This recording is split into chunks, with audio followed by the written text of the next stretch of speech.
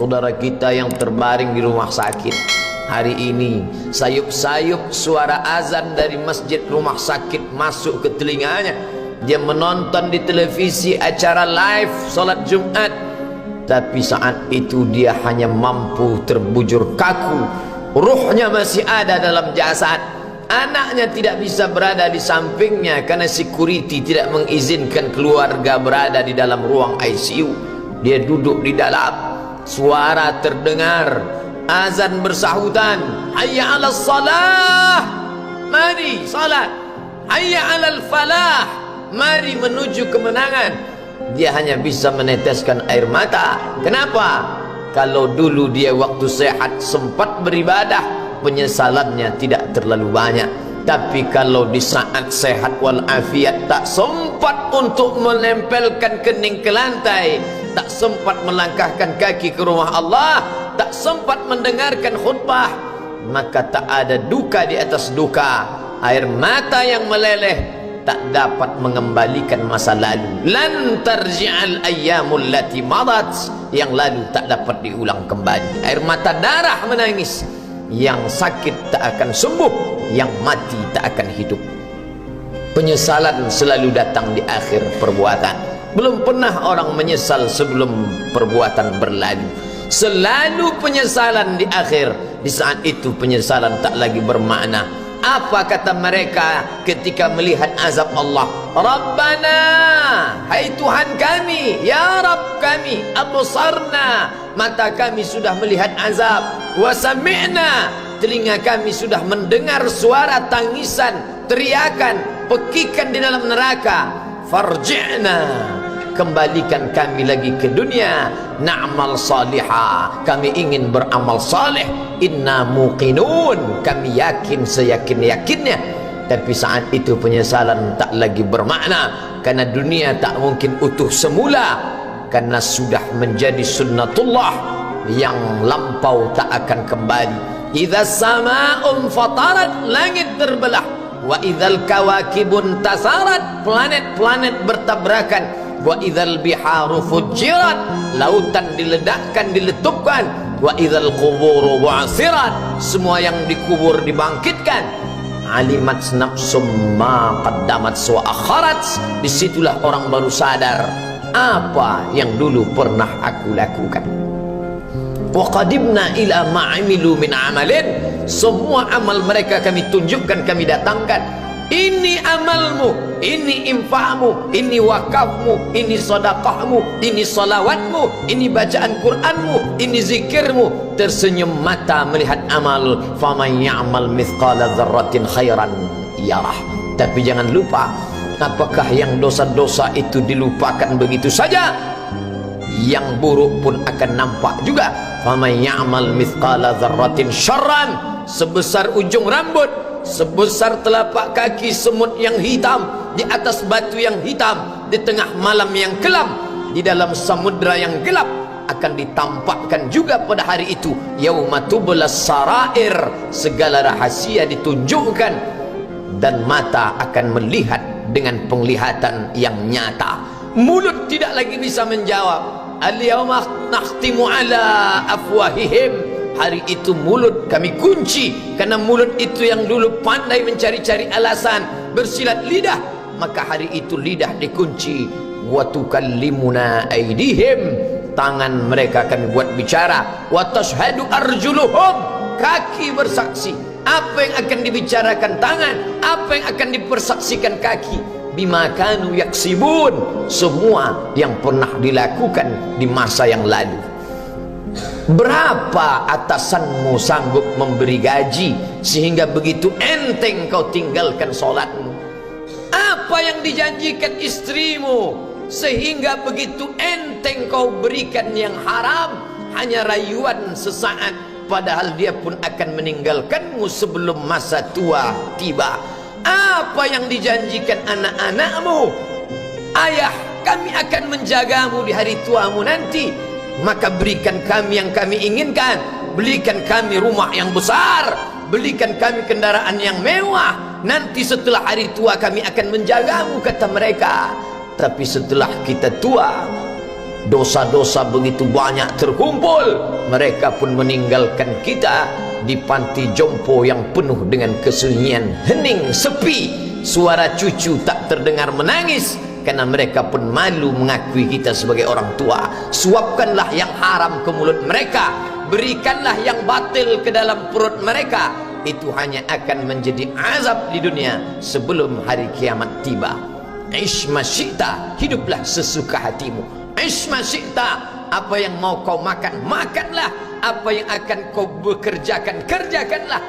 Fa innaka mayyit, tapi ingat, kau akan menjadi mayat, kau akan mati. Semua akan diminta pertanggungjawaban di hadapan Allah Subhanahu wa ta'ala. Hari ini orang boleh tertawa, hari ini orang boleh merasa dunia dia yang punya, tapi sampai masanya yang hijau akan berubah menguning, yang kuning akan mati, yang mati akan menjadi debu, yang debu ditiup angin hampa tak bermakna. Lalu apa yang akan dibawa menghadap Allah Subhanahu wa ta'ala? Amal saleh. Kalau pernahlah mulut itu membaca sepotong dua potong ayat sebelum berangkat bekerja, kalau sempatlah masuk ke kamar mandi mengambil air wudhu, solat sunat duha sebelum berangkat bekerja, kalau sempatlah ketika duduk dalam suasana santai membuka iPad lalu dibuka Quran digital sambil melihat beberapa ayat, merenungkan maknanya, mengingat mati, kalau sempatlah mulut mengucapkan subhanallah wa bihamdihi subhanallahil azim, kalau sempatlah anak istri dibawa ke masjid iktikaf mendengarkan pengajian, kalau sempatlah beberapa persen dari pendapatan itu dilimpahkan ke rumah anak yatim panti jompo masjid, kalau sempatlah beberapa meter tanah dibeli untuk pembebasan mendirikan rumah Allah, kalau sempat memberikan beberapa karpet untuk rumah yang selalu ditinggalkan, kalau sempatlah membelikan beberapa kilo beras untuk yatim piatu dan panti jompo, itu yang akan menolong di hadapan Allah. Adapun rumah besar dengan beberapa semen, dengan beberapa busi yang banyak, semua akan menjadi tinggal kenangan. Mereka akan menjual, membagi-baginya. Tanah yang dulu harganya semeter 100.000 sekarang sudah menjadi 5 juta. Mereka akan bagi-bagi itu semua kepada ahli waris. Lalu kita hanya membawa 3 helai kain tipis yang tidak berjahit, dan itu semua menjadi milik orang. Kalau dulu mereka kita didik dengan pendidikan yang baik, di tengah malam mereka bangun menetes air matanya, lalu dia berdoa, Rabbighfirli wa liwalidayya warhamhuma kama rabbayani shaghira, seperti tetesan embun di tengah gurun Sahara yang panas. Kalau sempatlah mereka berdoa, Allahumma ighfir lahu warhamhu wa'afihi wa'fu anhu, maka mengalirlah air yang sejuk ke tenggorokan yang kering.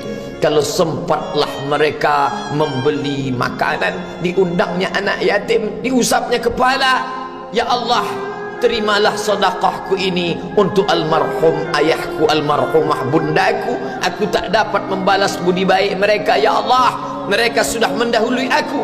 Maka akan mengalirlah itu sebagai perlipur lara di tengah alam barzakh sementara kiamat tiba. Tapi kalau mereka hanya dididik dengan keduniawian, dididik dengan kemewahan, disumbat mereka dengan materi, tak pernah diingatkan pada mati.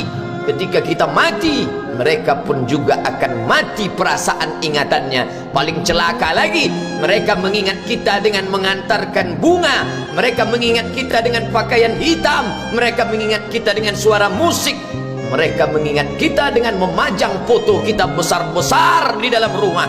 Dan itu hanya menjadi penghalang rahmat Allah turun, tidak berkesan sedikit pun. Mereka sedang menyangka kalau dinyanyikanlah lagu kesenangan kita, terobat rindu hatinya. Kalau dipajangnya foto kita, dilingkarkannya karangan bunga, puas rindunya. Padahal itu tidak membuat pengaruh apapun kepada kita di alam barzakh. Maka sayang, buatlah sayang yang mengingatkan sesudah mati. Kalau rindu, buatlah kerinduan yang membuat dia akan tetap mengalir sebagai satu amal sesudah kematian. Idza matal insan, kalau manusia mati, inqata'a. Dulu rajin membaca Quran, berhenti. Dulu rajin salat tahajud, berhenti. Dulu rajin menghatamkan segala yang baik-baik, berhenti. Tapi ada yang tetap mengalir. Di antara yang mengalir itu adalah sedekatun jariyah. Sempat membelikan beberapa bungkus nasi, nampak orang tua di panti jompo menyuap nasi itu, menggeletar tangan mereka karena usia lanjut, menetes air mata. Kita bukan sedang melihat orang tua, kita bukan sedang melihat orang lain. Saat itu kita sedang melihat potret diri kita 30 tahun yang akan datang. Di mana aku 30 tahun akan datang? Surga, kenikmatan yang luar biasa, tapi dia tidak akan dimasuki oleh orang yang biasa-biasa. Solat biasa, baca Quran biasa, zikir biasa, untuk mendapatkan yang luar biasa, maka itu bukan perimbangan ibadah yang fair. Hanya dengan solat wajib biasa, hanya dengan baca Quran biasa, hanya dengan zikir biasa, hanya dengan sedekah biasa, berharap akan masuk ke dalam surga yang luar biasa, maka sungguh bukan suatu perimbangan perniagaan yang seimbang antara makhluk dengan Khalik Allah Subhanahu wa ta'ala. Khutbah Jumat ini kembali mengingat kita, mengajak merenung bersama. Kita ini mau kemana? Di sini untuk apa? Yang kita bawa menghadap Allah itu apa? Apakah nama, jabatan, kebesaran, harta benda ikut menghadap Allah? Tidak. Dia akan tinggal menjadi puing-puing kenangan. Yang akan dibawa adalah amal saleh. Makanya kita selalu berdoa selesai wudu, Allahumma ja'alni minat tawabin waj'alni minal mutatahhirin.